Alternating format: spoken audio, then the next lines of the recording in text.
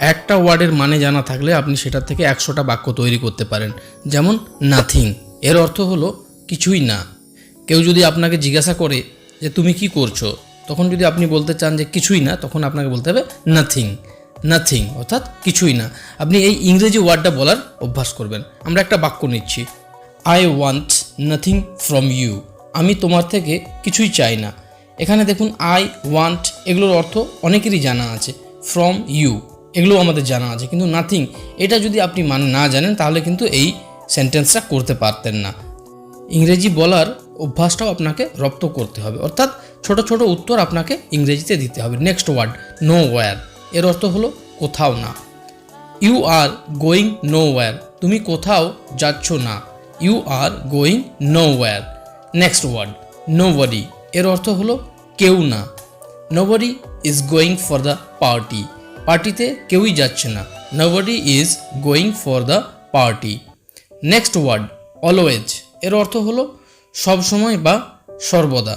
যেমন তুমি আমাকে সাহায্য করবে, তখন যদি আপনার উত্তর হয় হ্যাঁ আমি সবসময় তোমাকে সাহায্য করব, আপনি সিম্পলি বলবেন অলওয়েজ। এটা বললেই কিন্তু ওই বাক্যটার অর্থ বোঝা গেল। আরেকটা বাক্য নিচ্ছি, ইউ অলওয়েজ কাম লেট, তুমি সবসময় দেরিতে আসো। নেক্সট ওয়ার্ড এনাফ, এর অর্থ হলো যথেষ্ট বা পর্যাপ্ত অথবা দরকার মতো। আপনি বাক্য বলতে পারেন আই হ্যাভ এনাফ ফুড, আমার কাছে পর্যাপ্ত খাবার রয়েছে বা আছে। I have enough food. Next word almost, অলমোস্টের অর্থ হলো প্রায়। He was almost ready for school, সে স্কুলে যাওয়ার জন্য প্রায় তৈরি ছিল। He was almost ready for school, সে স্কুলে যাওয়ার জন্য প্রায় তৈরি ছিল। নেক্সট ওয়ার্ড এনিওয়ে, এর অর্থ হলো যাই হোক। Anyway I am not interested, যাই হোক আমি আগ্রহী নই। Anyway I am not interested, যাই হোক আমি আগ্রহী নই। নেক্সট ওয়ার্ড এনিওয়্যার, যেখানে হোক বা যে কোনো জায়গা। উই ক্যান মিট এনিওয়্যার, আমরা যে কোনো জায়গাতে দেখা করতে পারি। উই ক্যান মিট এনিওয়্যার, আমরা যে কোনো জায়গাতে দেখা করতে পারি।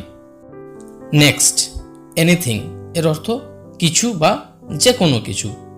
You can ask me anything, তুমি আমাকে যে কোনো কিছু জিজ্ঞেস করতে পারো। You can ask me anything. এরপর সামহাও, এর অর্থ হলো কোনোভাবে বা যে কোনোভাবে।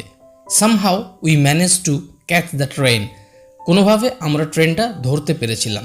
Somehow we managed to catch the train. Next word casually, এর অর্থ হলো আকস্মিকভাবে বা উদ্দেশ্যহীনভাবে। She threw her mobile casually, সে তার মোবাইল উদ্দেশ্যহীনভাবে ছুঁড়ে দিয়েছিল। C threw her mobile casually. Next word any time, যে কোনো সময়। এনি টাইম, যে কোনো সময়। যদি কেউ আপনাকে জিজ্ঞাসা করে যে তুমি কখন বাড়িতে যাবে, তখন আপনি যদি বলতে চান যে আমি যে কোনো সময় বাড়িতে যাব, সিম্পলি আপনি বলবেন এনি টাইম। বা আমরা আরেকটা উদাহরণ নিচ্ছি, call me any time. Call me any time অর্থাৎ আমাকে যে কোনো সময় ফোন করতে পারো।